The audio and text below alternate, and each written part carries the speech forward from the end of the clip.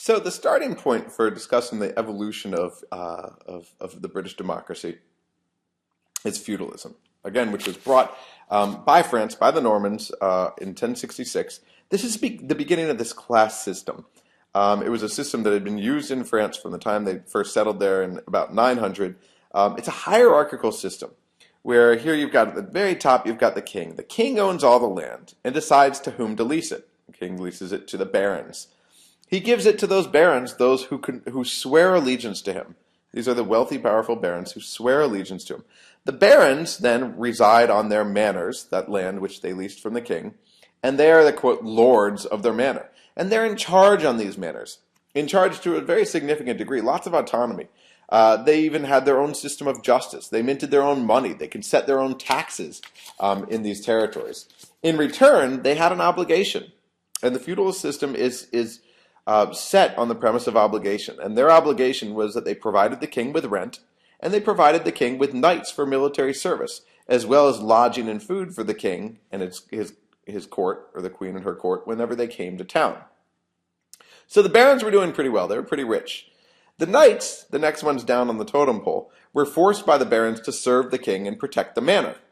But in return, they also got a cut. They got a cut in terms of land, and they were still doing pretty well for themselves. And on their land, sorry, Mary had a little lamb on that farm. On their land, they had some serfs. E-I-E-I-O. That wasn't Mary had a little lamb. That was old MacDonald. The serfs gave the knight free labor. They gave them food. They gave them whatever services they wanted. They were dirt poor. This was essentially a form of slavery where they couldn't leave the manor without permission.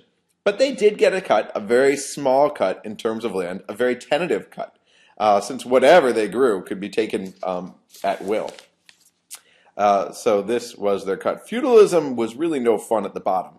But what it does is it lays the ground for a societal recognition of formal and informal obligation, which eventually will lead to limitations on royal power, as we'll get to in just a second. So it's important to understand how this feudalist system was set up. The king had to give something to the baron. The king gave something to the barons, but in return, the barons gave something back to the king. So there was obligation that went both ways. The barons had to provide the knights, had to provide rents, but the king had to provide this land and these guarantees. Now, the barons, again, had this sort of relationship with the knights, and the knights had sort of the same relationship with the serfs, except the serfs were really, they didn't have a lot of cards in their deck, or a lot of good ones anyway. So obligation really ran primarily one direction. So all this begins to change with the Magna Carta, aka the Great Charter in Latin, which was signed in 1215. This is one of the first steps to secure the idea of a constitutional government. It came from weakness. King John didn't just sign on to the Magna Carta because he was a benevolent leader. King John lost Normandy to France, and this was a significant tax base. And so what did he do? Well, he needed to increase revenues from wherever he could, and this was from the manors, from the barons. These actions prompted a rebellion by barons, who forced their way to London in a civil war where they had the support of many moderates within London. King John therefore signed this Magna Carta in return for allegiance to him. Again, the obligations. But the Magna Carta was really a fixed set of laws that the king had to respect, along with everyone else. This is the first time you've got some sort of semblance of rule of law here. It's not just on informal obligation that we behave one way or another, but the king has signed on to real laws. And it provided numerous protections to at least the nobility, the barons, and to a certain extent the knights. Peasants were largely left out. So we moved from there to the 13th and 14th century, which were dominated by wars, as is typical in Europe. You've got wars against the Scots, you've got the wars against the French. These were expensive, and so you had high war taxes.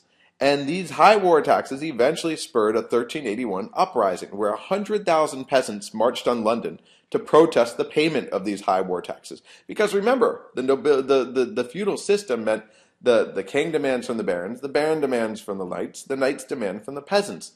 So if one gets it, they pass it on down the line, just the way we talk about in the political economy, about things being passed down the line.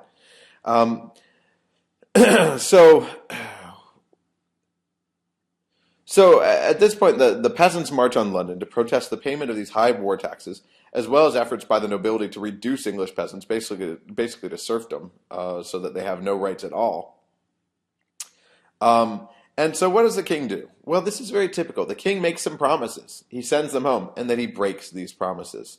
And this highlights how even if the monarch limits himself, you really still need a strong parliament to contest power. Some sort of institution, some sort of formal institution that would check the king. It also highlights the need for a strong civil society. Parliament at this point was evolving. Though it was still a parliament of the upper classes. In 1295, the quote-unquote model parliament was created. Nobles and bishops, as well as two representatives from each county or town, these were the knights, were represented in this model parliament. This model became really the future parliament that we know today. By the 1340s, you had something which is very clear in the current system, a bicameral system. The previous institution was known as the Commons. That was known as the Commons, sorry. Evolved, and then you had an offshoot called the House of Lords, where about 100 nobles and clergy came together in this body. So you had the House of Commons and the House of Lords, which appeared by this point. And they began to increase in power. So in 1362, there was a statute that established that Parliament must approve all taxation. In 1399, Parliament actually deposed a king, King Richard II, when they had an agreement over this. In 1414, Henry V acknowledged that the approval and consultation of both houses of Parliament was necessary to make new laws. So again, you find this gradual increased binding of the king to Parliament. Still, there was a major limitation on Parliament in that they could only meet when they were summoned by the king. So yes, the king had to get their permission for certain things, but they couldn't meet and launch their own initiatives without the king. So onward we go, in this is in terms of the evolution. By the 16th century, Parliament began to strengthen, thanks in part to the English Reformation. Again, the English Reformation was when the church, when the king broke away from Rome, and created the Church of England, the Anglican Church. The only way he could create the Anglican Church was through Parliament. Parliament actually established this church. So Parliament now had teeth. Kings who wouldn't meet on Parliament's terms lost. James II, for example, refused to deal with Parliament, and this led to the Glorious Revolution of 1688. And when William III succeeded him, he did so with great limitations. So you had the Glorious Revolution of 1688, which led to the 1689 Bill of Rights. According to that Bill of Rights, the royalty can't interfere in the law. It can't interfere in the law. It can't tax without parliamentary approval. You can petition the monarch without fear of retribution. This is a big thing. You could actually approach the monarch and make demands and not expect to find yourself in the gallows. Within decades, even a royal veto, which had long existed on legislation, disappeared. So this is another turning point. And now we've got sort of the ascendancy of the Commons. England in this period was very typical of new democracies. You had parliamentary groups that were largely formed around personalities or specific issues. The catch here was that MPs or members of parliament received no salaries. So you needed to be independently wealthy. Or you needed to have a strong patronage network in order to gain seats in the Commons. So Common wasn't really filled with common people.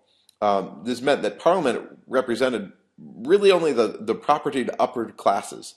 And you had what we'd call private legislation. Think about private goods rather than public goods. So up until the 18th century, when you think about Parliament, yeah, it was an evolving Parliament. But it was primarily by the rich and for the rich. So the laws that were created for the upper classes. They weren't created with anyone else in mind.